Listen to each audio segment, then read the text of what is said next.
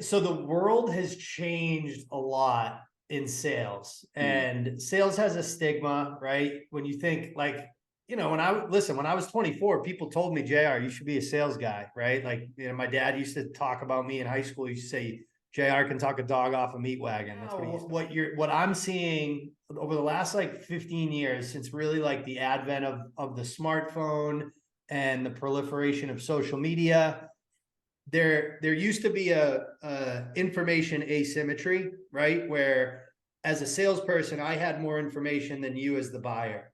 So that created like this idea of like, hey, I'm gonna pitch products to you, I'm gonna pressure you, and I might even lie to you to get what I need to get done. Now, what you've seen is it's actually the other way around. Usually the customer has more information than the buyer or than the seller, right?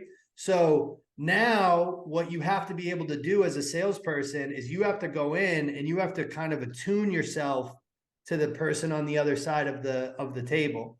You have to understand like what their world is like, what they're struggling with, and it's not necessarily about being able to get up in a room and talk to 20 people, but it's really more one-on-one interactions. And like, so I think introverts now can be successful in sales, but they have to be curious.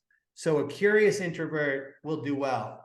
An introvert that's like not curious and doesn't have high empathy, that's going to be that's where things start getting really challenging. But you can be an introvert. And some of the best reps that ever worked for me were absolutely introverts. And